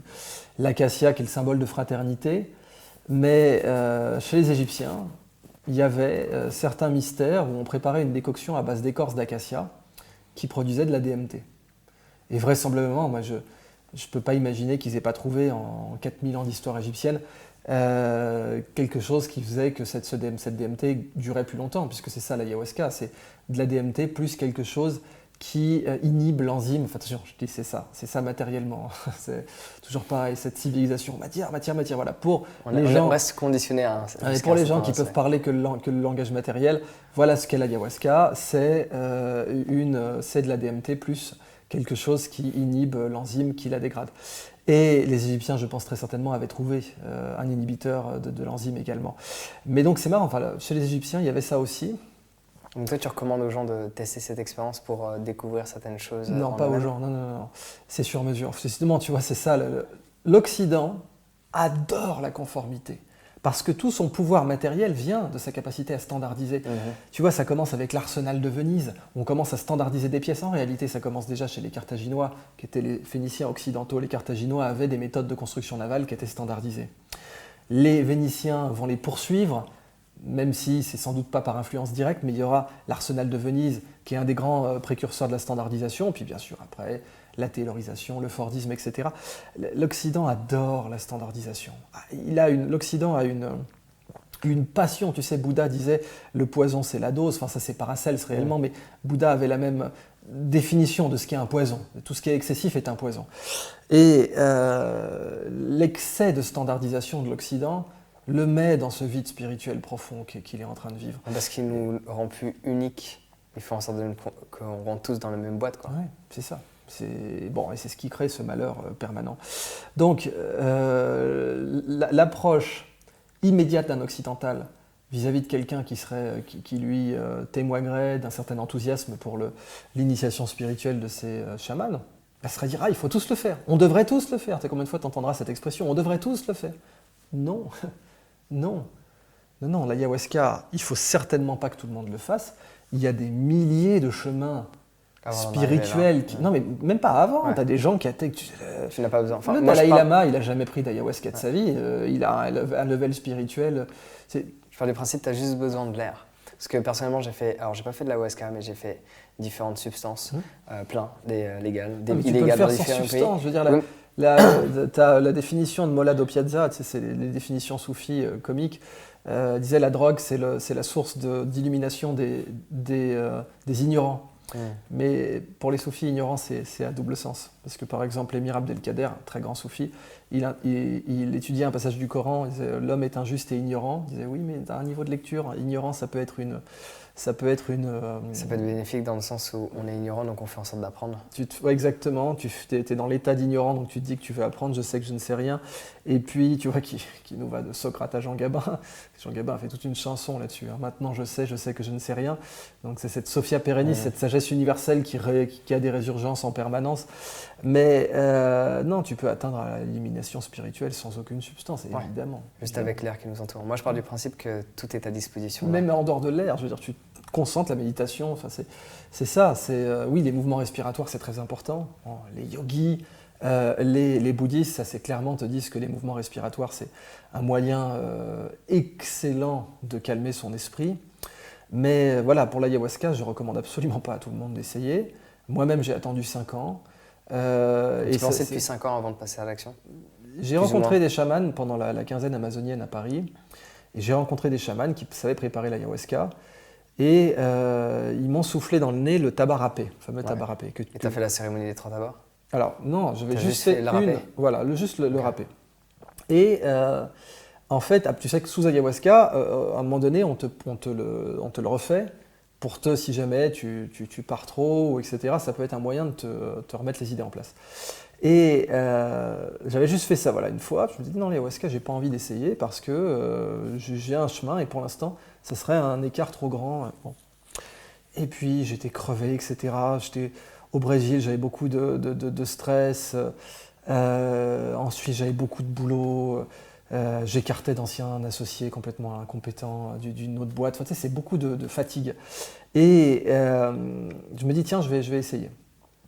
Et effectivement, ça m'a servi, ça m'a apporté des choses. Mais il y a d'autres personnes, tu sais, il faut se prémunir de l'ésotourisme. L'ésotourisme, ça peut être très dangereux. Tu as des gens qui meurent parce qu'ils n'étaient pas du tout prêts. L'ayahuasca, c'est une épreuve, ça n'a rien de récréatif. C'est pas un truc, c'est pas la route des vins, quoi. C'est pas t'essayes, pouf, tiens, je vais essayer ce château Aubryon. Non, non, non. Si t'es pas prêt, c'est pire que la douleur physique. La douleur spirituelle que tu peux subir quand tu es sous ayahuasca, elle est à un level tellement indescriptible que je ne souhaiterais pas ça à mon pire ennemi. Hein. Donc, non, je ne recommande absolument pas à tous les gens d'essayer. Non, non. Voilà, eux de faire leur propre expérience de leur côté et s'ils ressentent cet appel, d'y aller. Tu peux, voilà, on a tous, un jour on a demandé à Idriss Shah pourquoi étudier le soufisme. Il avait dit parce que l'homme a été créé pour l'étudier. Ce que les soufis appellent tasawwuf, il faut se méfier des ismes. Le isme, c'est mettre des ismes partout, tu vois. Ça, c'est le prêt-à-penser. Tu arrives, tu dis, oh, mais ça, c'est de l'essentialisme, mon cher, ça se voit tout de suite. C'est mettre une boîte, tu rentres plus dans l'essence de la pensée, l'essence de ce que la personne a voulu dire. Tu regardes, par exemple, le mot impressionnisme, il a été créé par des critiques, des impressionnistes. Debussy, on dit c'est de la musique impressionniste. Allez vous faire foutre, c'est Debussy. c'est pas Debussy, il rejetait cette notion. On colle des ismes sur les gens parce que c'est typique des personnes qui sont incapables de faire des efforts intellectuels profonds, c'est-à-dire d'avoir une pensée originale et une pensée singulière, totalement singulière. On a les empreintes digitales, on peut avoir une empreinte mentale aussi. Et donc, avoir une pensée totalement singulière, c'est s'affranchir de tous les ismes. Parce que les ismes, c'est juste pour ne pas avoir à rentrer dans ce que le courant de pensée voulait vraiment dire. Donc tu sors juste c'est une poignée mentale. C'est facile pour déplacer des conteneurs, mais au bout d'un moment, les gens rentrent même plus dans le conteneur. Ils mettent juste un isme. Donc tu as un conteneur, existentialisme, essentialisme, impressionnisme, ceci-isme, ceci-là-isme. Bon, ils rentrent même plus dans ce que vraiment l'auteur voulait dire. Et ils déplacent juste des blocs en disant, mais on voit tout de suite. Et toi. Bon, ça, c'est le prêt-à-penser. Le isme est la marque absolue du prêt-à-penser. Le père de tous les ismes, c'est l'académisme, qui est juste l'évolution du scolasticisme médiéval, la pensée mécanique, l'orthodoxie mécanique. Et après, on pense savoir sans même savoir, mais on pense voir sans voir. Mais oui, dans un ordre d'idées différent, il y avait Krishnamurti qui disait si tu regardes l'arbre, tu ne vois pas l'arbre. Ce que tu vois, c'est l'image de l'arbre. C'est ce qu'ont dit les soufis. Les mots doivent mourir pour que les humains vivent. Les mots doivent mourir pour que les humains vivent. Il y a cette très belle histoire que j'aime beaucoup, que sort Attali et qui est assez magnifique. Il te sort, tu sais, les conteneurs de pantalons. Dire, t'as machin, là, t'as Moshe, il dit, tiens, j'ai un conteneur de pantalons. Je te les vends $5. Alors, ah super, je achète le conteneur de pantalon. Et puis donc ensuite Moshe le passe à, j'en sais rien, Raphaël, Gabriel, $10, etc. Puis ça passe, puis à la fin, il y a quelqu'un qui achète le conteneur pour $50-100 le pantalon. Et il l'ouvre, il fait mais il y a 3 jambes. Et les autres se disent, bah oui, mais c'est pas fait pour mettre, c'est fait pour vendre. Ça, c'est une belle métaphore de la finance actuelle, c'est-à-dire tu regardes même plus ce qu'il y a dedans, tu vois, c'est pour ça qu'on avait inventé le jus d'orange concentré surgelé, le FCOJ, Minute Maid, le cadavre de jus d'orange. De la même façon que le jus d'orange concentré surgelé, c'est du cadavre de jus d'orange, le isme, c'est du cadavre de la pensée. Quelqu'un qui a dit « Oh, c'est essentialisme », cadavre de pensée, c'est de la pensée morte. C'est pas quelqu'un qui réinterprète les textes lui-même, qui essaie de comprendre les intentions profondes de l'auteur, et qui... Non, c'est du Minute Maid. Donc Minute Maid, c'est quoi c'est du jus d'orange concentré surgelé avec de l'eau du robinet rajoutée. C'est l'expérience gustative d'un jus d'orange concentré surgelé par rapport à un jus d'orange fraîchement pressé. On est bien d'accord que c'est pas la même chose. L'expérience intellectuelle d'un penseur libre qui met pas des ismes partout, versus l'expérience intellectuelle d'un académique qui met des ismes partout pour essayer de son porte-contenant de la pensée, il y a autant d'écart entre ces deux expériences intellectuelles qu'il y en a entre une bonne orange sanguine fraîchement pressée ayant poussé sur les flancs de l'Etna et un Minute Maid dégueulasse. Il n'y a pas photo. C'est pour ça que même, tu vois, les soufis utilisent peu le mot soufisme. Ils l'utilisent parce qu'il y a une règle, c'est tu dois parler aux gens selon leur niveau de compréhension. Mais en réalité, mais ça, c'est une bonne règle parce que si on veut transmettre un message en fonction de comment on l'exprime, il va pas être bien sûr, écouté. Il y a des gens qui ne sont pas prêts, tout simplement. Mais voilà, se méfier du prêt-à-penser. Et donc, combien de chefs indiens te diront les mots t'appartiennent ? Les sociétés traditionnelles, les chamans, etc., se méfient énormément des mots. Mais ce qui m'a beaucoup impressionné dans la cérémonie de l'ayahuasca, surtout en amont, c'est que le chaman dit « voyez ça comme une technologie ». Voyez ça comme une technologie. Et là, tout de suite, ça parle à un occidental. Tu vois. C'est plus les gris-gris. Vois ça comme une technologie Et c'est vrai que même moi, tu vois, j'ai grandi en Occident, évidemment, ça m'a plus parlé. Je me suis dit, ah mais je comprends. Et quand tu es dedans, tu comprends que c'est une technologie, que c'est effectivement rien d'autre qu'une technologie. Et que de la même façon que tu peux aller dans une ville en bateau, en train, en avion, à pied, en bicyclette ou en trottinette électrique, tu peux prendre de l'ayahuasca ou pas, tu peux... Et voyager. Voilà, le voyage spirituel, tu le fais comme tu l'entends, ou comme les circonstances attirent ton attention. Mais je recommanderais évidemment pas. Voilà, ayahuasca made, quoi. Quand tu auras de la canette d'ayahuasca, c'est là qu'on sera tous baisés. Une petite question pour revenir sur ce que tu disais à un moment donné, tu parlais de fatigue. Donc du coup, qu'est-ce que tu penses de l'importance du sommeil par rapport aux fonctions cognitives? Tu sais, aujourd'hui, on est coupé des étoiles, c'est un des plus grands crimes de notre civilisation. Toutes les plus grandes civilisations se sont faites en reliant le ciel et la terre. Stonehenge, le temps des pyramides. 4000 ans le machin. Plus de 4000 ans si tu reprends les toutes premières origines. Tu voyais les étoiles. Solstice d'été, tu voyais les étoiles. Tu avais la cérémonie druidique. Le Machu Picchu, tu voyais les étoiles. Bagdad. Un des plus grands crimes culturels de notre civilisation, c'est de nous avoir coupé des étoiles. On n'imagine pas ce qui peut arriver à un humain qui a dépensé des attes dans le ciel. Donc pour toi, en fait, le fait d'être coupé, juste pour que j'essaie de comprendre, le fait d'être coupé des étoiles, c'est dû principalement à tout ce qui est système d'éclairage, pollution lumineuse permanente, ce qui a un impact sur notre sommeil aussi. Donc oui, notre sommeil est devenu de plus en plus malsain.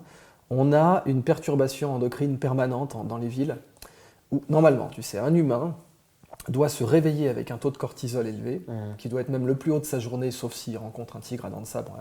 Mais l'humain doit se réveiller avec un taux de cortisol le plus élevé de sa journée, il doit s'endormir avec un taux de cortisol le plus bas, et il doit s'endormir avec un taux de mélatonine le plus élevé, et se réveiller avec un taux de mélatonine le plus bas. Et c'est l'inverse chez la plupart des gens. On accumule un taux de cortisol qui s'élève de plus en plus. Il y a énormément de gens en ville qui se retrouvent au lit avec un taux de cortisol élevé, donc insomnie, panique nocturne, etc. Et puis c'est pour ça qu'on disait pendant longtemps la mélatonine cause des cauchemars. Pas du tout. Ce qui cause des cauchemars, c'est d'avoir mélatonine et cortisol élevés en même temps. Oui, si tu t'endors avec mélatonine et cortisol élevés en même temps, tu vas faire des cauchemars. Mais c'est pas normal de s'endormir avec un taux de cortisol élevé. Donc ramener quelques animaux en ville peut être une solution. Les bars à chats au Japon, parce que voilà, tu émets de l'ocytocine. Tu as la conférencière Émilie Bayou, elle soutient le management par le cheval. Elle fait des conférences sur ramener le cheval en ville, cheval as a service, si tu veux, pour parler justement selon le niveau de compréhension des gens. C'est-à-dire, on ne va pas évidemment rouler tous en calèche, mais juste remettre un peu de chevaux en ville comme une épice, tu vois, 1% de la masse, 50% du goût, pour que les gens puissent avoir un contact animal en ville, pour monter ou simplement prendre des cours de management, comment donner un ordre à un animal qui ne va pas réagir comme un humain, pour apprendre la patience, etc. C'est très intéressant, management facilité par le cheval. Pour les relations interpersonnelles, le cheval nous apprend beaucoup. Donc, ça, c'est vraiment, voilà, le sommeil, c'est un des grands crimes, la santé du sommeil. Et tu vois les limites profondes de l'arrogance académique actuelle. On ne sait pas à quoi sert le sommeil. On peut tourner ça dans tous les sens qu'on veut, on ne sait pas à quoi ça sert. Ça nous sert, moi je pense quand même à se sentir bien. C'est qu'on apprend à dormir. Et ça prouve bien que tu le sais plus intuitivement qu'un universitaire pourrait te dire exactement à quoi sert le sommeil. Oui, parce que en fait, j'ai fait des tests, j'ai commencé à me renseigner, à dormir avec des masques, à supprimer la lumière bleue de mon téléphone, même toute la journée. Alors, quand tu dors avec un masque, n'oublie pas, prends toujours un masque qui peut laisser le REM, le Rapid Eye Movement. Je sais, il est parfait mon Rapid Eye Movement parce que j'ai cette bague qui permet de checker justement. Et j'étudie même la caféine. Bon, là, j'en ai pris un peu à 16h, mais après 14h, je peux voir que mon Rapid Eye Movement en a affecté. Dès que je prends de la caféine, en fait, j'ai fait plein de tests sur plein d'aspects différents. Pareil, faire du sport le soir. Mon sommeil profond n'est pas le même que quand j'en fais le matin. Ça dépend quel sport tu fais. Si tu fais du cardio ou pas, si c'est aérobie ou si mais du coup, en fait, j'ai fait plein de tests et j'ai vraiment... Parce que pour reprendre l'entrepreneuriat, chose que tu apprécies et que j'apprécie également, on a tendance à dire « ouais, dors pas ». Et j'étais dans cette dynamique au début, en fait, de moins dormir. Sauf que j'ai pu m'apercevoir que bien dormir, apprendre à dormir, mes capacités cognitives, mes facultés étaient développées et je fais en maximum de temps... En un minimum de temps, un maximum de choses. Bah, tu as certaines nutritions qui peuvent améliorer ta qualité de sommeil et te donner moins besoin de dormir. Tout ce qui est quoi? L-tyrosine, Alors, tryptophane, etc. Mais moi, je pensais plutôt à proline, tryptophane. Mais je pensais, de toute façon, de base, hein, si tu manges pas assez de tryptophane, bah, justement, tu n'auras pas assez de sérotonine, pas assez de diméthyltryptamine, etc. Mais je pense notamment donc, au régime cétogène, le régime keto. Je salue d'ailleurs Stéphane Mallard, grand conférencier en intelligence artificielle, spécialiste yoga, méditation. Bah, il est en régime keto. Moi, j'arrête quelques temps, je le reprends après, mais je constate, parce que l'ayant arrêté, que quand j'étais en régime keto, j'avais besoin de 6 heures de sommeil, je me sentais très bien. Et j'avais pas de coup de barre dans la journée parce que tu n'as pas les crêtes insulinergiques qui peuvent te donner un coup de barre. Mais quand tu es en régime keto, évidemment, ton cycle insulinergique est complètement différent puisque tu n'as plus quasiment de prise de sucre en fait. Tu prends 30 grammes de glucides par jour max. Et ton sommeil, c'est vrai que le cerveau aime beaucoup les corps cétoniques comme base métabolique, le cerveau adore ça. Et donc, tu te sens moins fatigué et tu as un niveau de concentration qui est plus grand quand tu es en régime cétogène.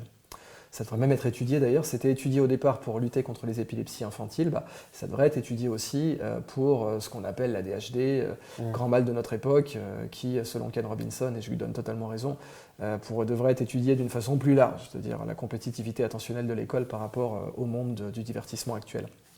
Mais quand tu es en régime keto, effectivement, de base, si tu as besoin de 8 heures avant, tu vas te satisfaire sans problème de 6 heures de sommeil. Donc il y a plein de méthodes pour te satisfaire. J'aimerais bien tester. Parce que, essaye, mais c'est le régime qui demande pour l'instant. C'est le régime qui demande le plus grand self-control. Parce que c'est pas de pain, pas de pizza, pas de maïs, pas de riz, t'imagines. Bon, après, tu peux prendre de l'avocat, de l'huile d'olive. J'ai fait le test quand je mangeais cru à une époque. J'étais beaucoup moins fatigué et j'avais besoin de moins de dormir aussi. Mais la notion de 6 heures de sommeil, parce que durant longtemps, en fait, durant près de 2 ans, je dormais entre 5h30 et 6h30 par nuit max. Maintenant, je dors entre 7h30 et 8h30, je fais en sorte de dormir 8 heures. C'est que pour chaque humain, c'est différent, puis ça pour chaque dépend humain, de la période de ta vie, ça dépend. Donc voilà, ne standardisons pas à outrance, encore une fois, mais pour moi, j'avais besoin de 8 heures absolument. Et je faisais de l'apnée du sommeil et tout. Et avec le régime keto, c'était 6 heures sans aucun problème, et je passais des journées plus concentrées. Après 6 heures de sommeil en keto que 8 heures sans. Okay. Mais après, tu vois, j'ai des clients et tout. Les dîners mondains, boum, tu casses tes couilles à tout le monde quand tu es en keto. C'est bien pire que d'être vegan en termes de contraintes alimentaires parce que quand tu es vegan, tu as accès quand même à plein de glucides. Du riz, etc. Tu peux trouver du riz, de la pizza, du pain. Mais là, en keto, c'est méga chaud. Alors, je connais des potes qui sont keto et vegan à la fois. Ça, c'est vraiment hardcore. Mais là, si tu n'as pas ta boîte bento... mais surtout en France. Ça dépend des pays. Mais si tu n'as pas ta boîte bento avec toi, c'est mort. Il faut que tu prépares tous tes repas et tout. Donc, c'est un mode de vie, je comprends. Et chacun donne l'attention qu'il veut au sujet qui le préoccupe. Mais c'est que je connais, à ma connaissance, c'est le régime le plus contraignant. Ok. Et sinon, deux petites dernières questions. Vu que tu gères beaucoup de choses, comment tu développes, comment tu accentues ta productivité dans tout ce que tu fais? Ouais, ça c'est le plus dur. Même moi encore j'ai du mal, même si c'est mon métier de faire plein de choses différentes, j'ai encore du mal à bien gérer mon temps. Je devrais plutôt, tu vois, pour tes auditeurs, auditrices, je devrais plutôt orienter vers des gens comme Gunther Pauli ou Peter Drucker, tu sais, tous ces gens au Covey, hein, les habitudes de Covey sur le management. Parce que ma gestion du temps n'est pas encore assez bonne pour donner des leçons, je pense.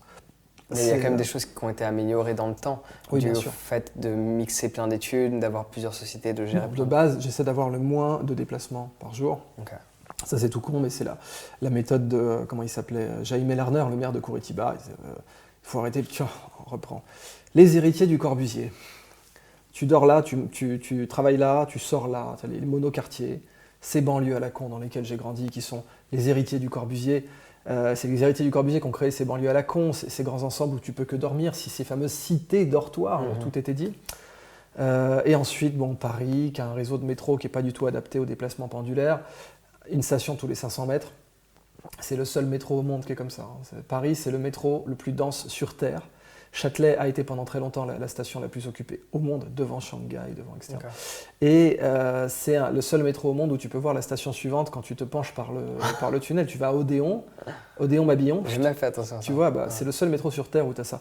Pourquoi ? Parce que c'est un métro touristique. Au départ, c'est l'exposition universelle de 89. C'est pour que les dames avec leur robe à faux cul, elle n'est pas à trop marcher. Mais c'est pas du tout adapté pour qu'un prolo de banlieue puisse accéder au bassin d'emploi de la capitale.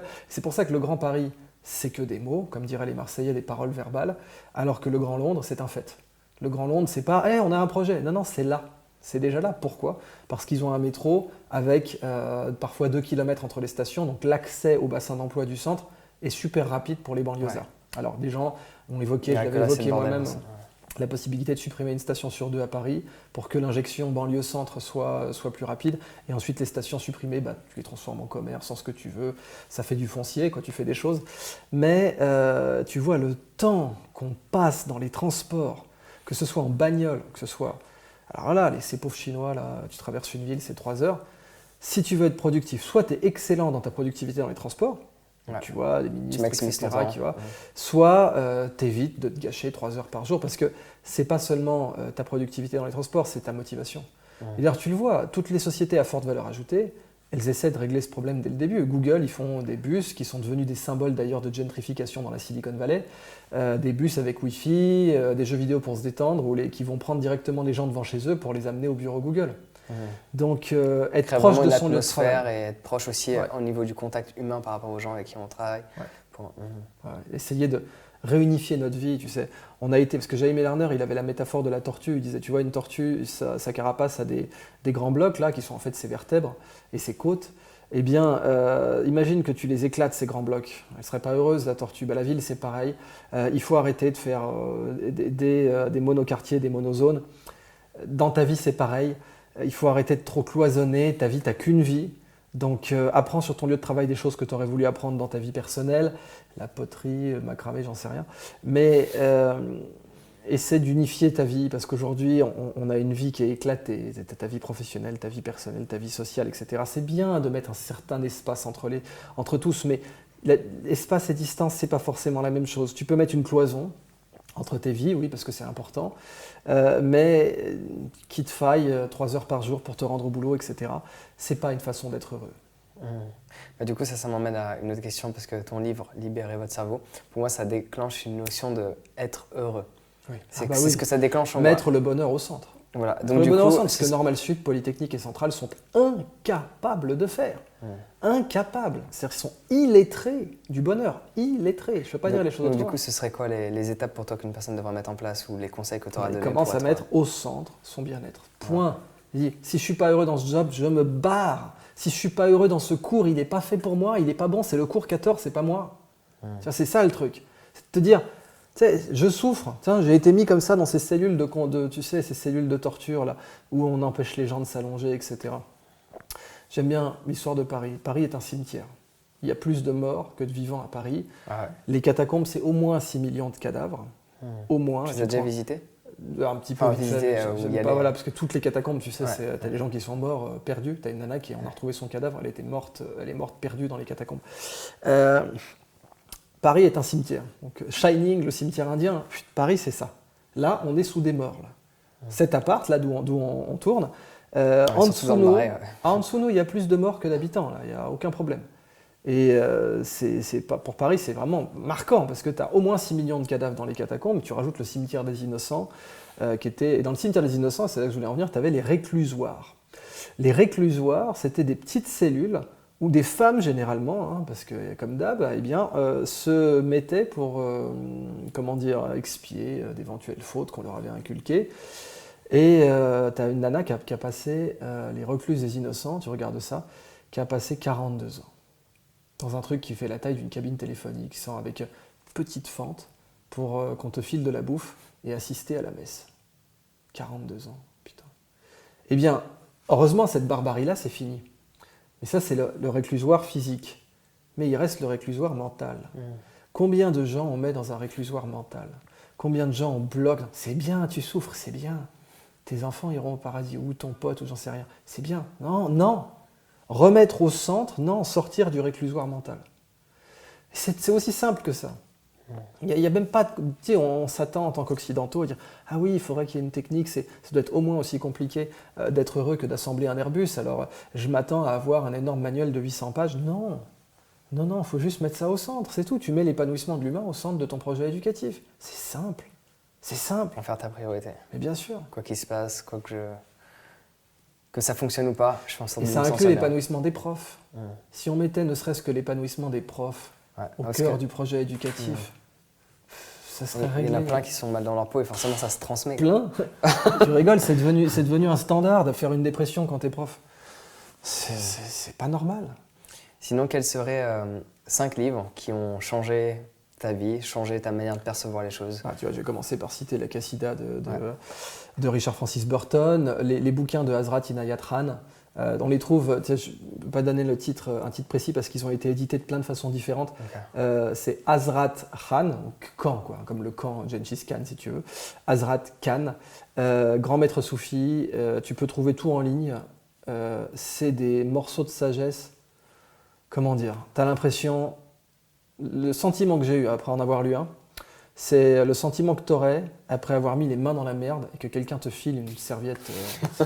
Hygiénique. Ah, le même sentiment. C'est le truc pour bébé, là, un baby wipe. Sauf que c'est pour ton esprit.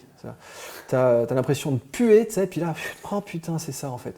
Donc Hazrat Khan, c'est d'une limpidité, c'est d'une clarté, c'est nickel. Parce que tu as plein de styles. Tu as des gens qui ont eu un message spirituel comme René Guénon, qui était vraiment fait pour les reclus, justement, les mecs qui étaient dans leur cabine téléphonique universitaire.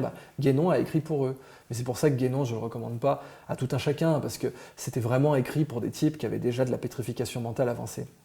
Hazrat Khan, c'est l'opposé, c'est vraiment simple, mais c'est tellement profond et pur que ça peut parler à tout le monde, c'est universel. Donc voilà, je recommande La Cassida de Burton, ou les travaux de Burton en général. La Cassida, c'est un poème, c'est vraiment magnifique. Bien entendu, Hazrat Khan.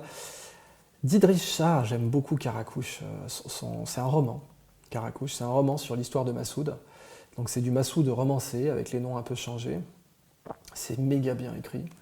Encore aujourd'hui, c'est un des plus gros livres que j'ai lu, et je l'ai lu en 24 heures. Alors que le machin, c'est un pavé. Mais tu l'attaques, c'est ce qu'on appelle un page turner, tu l'attaques, pouf, t'es parti.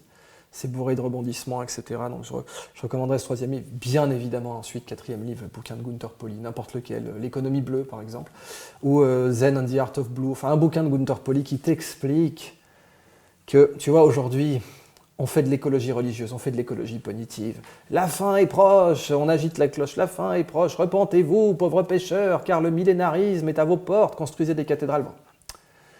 Tu vois, je reviens de Chine, je reviens du Brésil, mais jamais on les aura avec ça, ces mecs. Jamais. C'est être totalement européocentriste et être narcissique à en crever, de croire que on a eu la révélation. Il faut tous revenir à la bougie, sinon, tu vois, c'est trop marrant. Arrêtez de prendre l'avion parce que, là, tu sais, Glucksmann, allez, je rêve d'un monde. Mais du con, tu postes un selfie, c'est ton siège d'avion en empreinte carbone. Tu postes une vidéo, c'est ton siège d'avion en empreinte carbone. Tu la partages sur les réseaux, tous tes followers regardent ta vidéo. Tu postes une vidéo, tous tes followers la regardent. Mais c'est 20 allers-retours Paris-Barcelone. Donc, tu peux pas dire il faut juste arrêter, il faut inverser notre empreinte. Quand tu as un bateau qui va droit vers un iceberg, tu dis pas couper les machines, tu dis machine arrière. Et machine arrière, c'est avoir une industrie qui est carbone négative. C'est activement séquestrer le carbone. Bon, dans le cas de l'empreinte carbone, mais il n'y a pas que ça. C'est faire du biobéton. Ça existe, putain, c'est solution. Pas produire en ligne, mais en cycle. Mais exactement. On sait faire des choses qui peuvent inverser notre empreinte. Donc c'est un mensonge de dire aux gens, il faut réduire notre empreinte à 0. Les Chinois, tu les auras jamais avec ça. Tu leur dis, mettre votre empreinte à 0. Non, il faut mettre notre empreinte en négatif. Il faut que quand tu construises une maison, tu aies absorbé tant de tonnes de carbone, c'est possible. Il faut que quand tu construises un gratte-ciel, tu aies absorbé tant de déchets. Tu as Marco Simeoni, par exemple, le patron de la fondation Race for Water. Marco Simeoni, il a mis en place une centrale qui récupère le plastique des océans et qui te fait des gigawattheures par an, 4 containers. Non, 8, pardon, c'est 8 conteneurs pour une centrale full-fledged au gigawattheure par an. 8 conteneurs. Une centrale qui utilise uniquement le plastique. Le plastique que tu récupères des océans. C'est ça qu'il faut faire. Il faut arrêter d'ajouter une cloche avec des grands flagellants qui vont se lacérer le dos. C'est comme la période de la peste, là, tu sais. Repentez-vous, les mecs avec le masque, etc. Ouais, c'est plein de contradictions. Tu vois, des gens qui marchent pour le climat, qui fument des clopes alors que ça... Mais je te dis, mais au-delà de la clope, tu postes un putain de selfie en 4K, ça y est. Alors, ça doit être une image en 4K postée sur Instagram. Juste la poster, je ne parle pas de la voir. La poster sur Instagram, ça, c'est une semaine de consommation d'une lampe pas basse consommation, genre une lampe de 60 watts. Une lampe de 60 watts que tu as laissé allumer pendant une semaine, c'est un selfie que tu as posté sur Insta. Faut arrêter. C'est pas comme ça qu'on va trouver les solutions. Il faut dépasser le problème. Et pour dépasser le problème, il faut créer une industrie bio-inspirée qui absorbe les déchets. Et c'est possible. Tu as le papier de pierre en Chine qui absorbe les déchets miniers, tu as le béton de chanvre, le béton de miscanthus qui absorbe du carbone, parce que pour faire pousser le chanvre ou le miscanthus, tu absorbes du carbone. Tu as plein de solutions où le déchet devient une matière première. C'est ça qu'il faut faire. Est-ce que tu penses qu'on arrivera à un moment donné, parce que par exemple, on dit qu'il faut mettre toile électrique, chose que je comprends, sauf qu'en France, on a principalement du nucléaire. Donc du coup, moi, je trouve pas ça normal d'aller chercher des trucs. Quel nucléaire on a? C'est toujours pareil. Quel nucléaire on a? On aurait pu avoir du thorium. Pourquoi on ne l'a pas? Pourquoi on n'a pas une filière nucléaire thorium? Est-ce que tu penses qu'on en arrivera au point où on aurait une sorte de tour Tesla, non pas de la voiture, mais de l'homme? Alors, tu sais que Tesla voyait la planète Terre, a raison, comme un énorme accumulateur. Et c'est vrai, la Terre est un accumulateur. Tu as une différence de potentiel énorme entre la troposphère et le sol, tout simplement. Et il y a plein d'énergie disponible dans le monde, c'est vrai.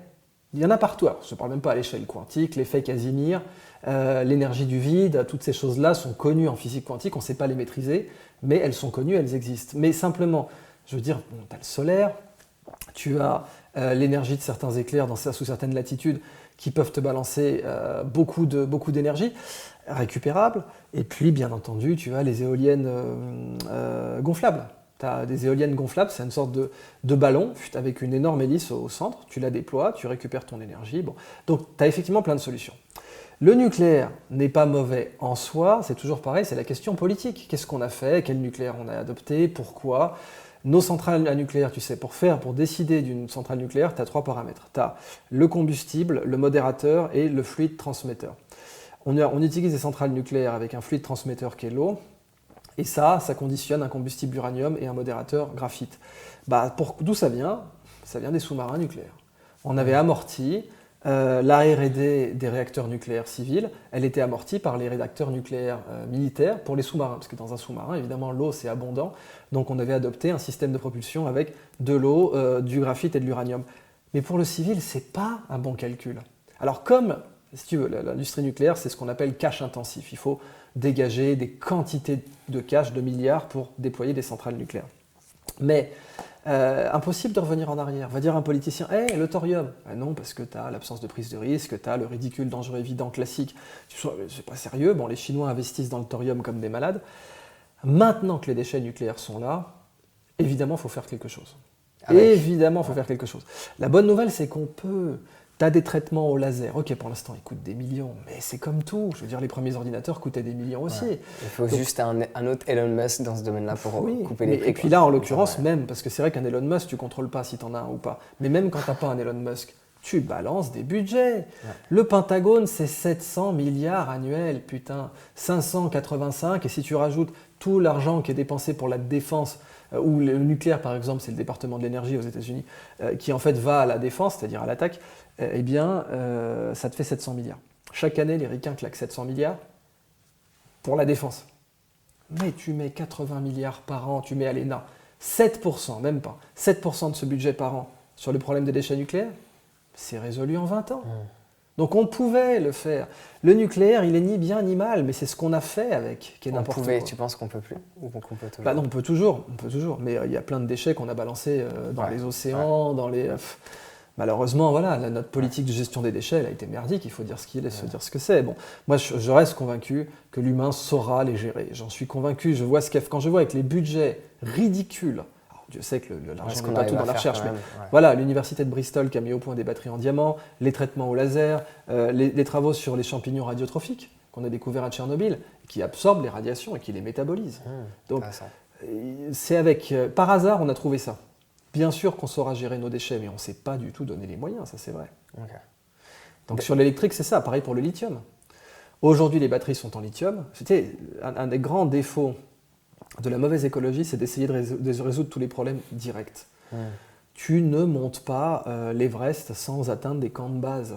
L'écologie, c'est pareil, il faut voir les progrès un par un. Une Tesla, oui, elle a 1 tonne de batterie en lithium, mais elle ne pollue pas à hauteur de poumon. Je te jure que quand 75% de la population mondiale vit en ville. Une Tesla, un gamin de 4 ans, il voit la différence entre une Tesla et une BMW. Il la voit, parce que les particules fines, elles ne sont pas à hauteur de sa gorge. C'est un progrès. Maintenant, recycler le lithium, évidemment. Aller plus loin que les batteries lithium, évidemment. Les batteries graphène, C'est déjà on est à deux doigts. quoi. On est à deux doigts. Tu sais, c'est toujours pareil, tu peux avoir l'innovation, mais pas à l'échelle. Beaucoup de gens disent pourquoi Apple ils sortent pas des produits plus disruptifs. Ouais, mais ils sortent des produits pour 1 milliard d'individus, les mecs. Et ils annoncent que d'ici 2030, ils sortiront pas 1 gramme de matière du sol, uniquement avec le recyclage, ce qui est tout à fait possible. Donc oui, c'est toujours pareil. Il n'y a pas trop d'humains sur Terre, c'est faux de le dire. Ce qui est vrai, c'est que chaque humain a une empreinte trop grande. Mais on a une empreinte trop grande parce qu'elle est bête, c'est tout. On pourrait avoir une empreinte bien meilleure. La façon dont on s'habille, la façon dont on construit peut être améliorée pour inverser l'empreinte. Si toutes nos maisons étaient au béton de miscanthus ou au béton de chanvre, terminé. Ouais. Et je te parle même pas de nos t-shirts, etc. Le premier tissu, le chanvre aussi, donc on pourrait revenir à ça. De toute façon, le chanvre, c'est tout un monde, hein, je veux dire sans mauvais jeu de mots. C'est vraiment un univers industriel, le chanvre. La canne-bière à Marseille, ça vient de cannabis, parce qu'on faisait des cordes. Okay. C'était le chanvre, on faisait des cordes avec. C'était l'endroit où on tissait les cordes, c'était la canne-bière. Donc, Ford qui avait fait cette fameuse voiture entièrement en chanvre, tu sais, la carrosserie était en résine, les pneus étaient en gomme dérivée de résine bioaspirée, de résine biosourcée, le pétrole bien sûr c'était du biodiesel, etc. Donc on peut avoir des industries qui fixent le carbone, et pas que le carbone, tous les autres polluants. Je recite Marco Simeoni, c'est un précurseur absolu, ce mec. Des centrales énergétiques avec le plastique des océans, c'est ça qu'il faut faire. Il faut arrêter de faire flipper les gens, de leur dire repentez-vous, flagellez-vous. Il faut leur dire regardez ce qu'on peut faire avec le plastique des océans. On peut le récupérer, on peut faire 1 gigawattheure par centrale. C'est ça qui est intéressant. Super. Dernière petite question, si tu aurais un conseil en quelques mots par rapport à toute ton expérience personnelle, si tu aurais une chose à dire, ce serait quoi ? Ne laisse personne te dire ce que tu vaux. Jamais, sous aucun prétexte, ne laisse qui que ce soit te dire ce que tu vaux. C'est le début de l'aliénation. Je te dis, on a eu la période où il y avait les recluses du cimetière des innocents qui se mettaient dans des carrés de briques. Aujourd'hui, on se met dans des carrés de briques mentaux parce que des gens nous disent « c'est ça ta place ». Jamais ne laisse qui que ce soit déterminer ce que tu vaux. Point. Je bosse avec quelqu'un qui est extraordinaire, qui s'appelle Christophe Champion. Il porte bien son nom, le mec, il est vraiment très bon. Il est bon en algorithme de trading sur les bitcoins, il est bon en jeux vidéo. Ce mec, il vient du bâtiment, putain. Sa formation initiale, c'était technicien chez Motobécane, technicien puis vendeur chez Motobécane, et ensuite chef de chantier. Il est excellent en jeux vidéo, il est excellent sur Unity. Le mec, il programme, il est en train de concevoir le jeu vidéo qu'on sort, Game of Logos, maintenant. Et il est très très très bon en trading de crypto-monnaie. Le mec, il peut te faire de la candlestick analysis à un niveau que je n'avais jamais vu. J'ai enseigné à Centrale pendant 7 putains d'années. Ce type, si il avait écouté, genre, mais hey, tu viens du chantier, de quoi tu parles ? Tu viens de Motobécane, de quoi tu parles ? Il est meilleur que des mecs que j'ai vus dans les meilleures écoles de commerce, ou à Dauphine, ou à Normal fucking Sup, for what it's worth, alors qu'il vient des chantiers. C'est ça, le 21e siècle. Le 21e siècle, c'est ce monde où on ne va pas dire aux gens, t'es fléché dans tel couloir, t'es à telle place, tu ne pourras pas en sortir. Et ça nécessite de se débarrasser du monde académique tel qu'on l'a conçu pour mettre l'humain au cerveau. Et de libérer notre cerveau, de libérer notre identité. Super. Merci infiniment pour tout ce que tu nous as partagé. C'est beaucoup d'informations qui ont beaucoup de valeur, qui vont permettre aux gens de se remettre en question parce que tu apportes pas mal d'idées qui sont différentes de ce qu'on pourrait voir à droite et à gauche. C'est mon métier, d'apporter des idées que tu ne retrouveras pas dans le prêt-à-penser classique. Mais merci infiniment pour ça, merci de t'être déplacé. C'était un plaisir. Mec.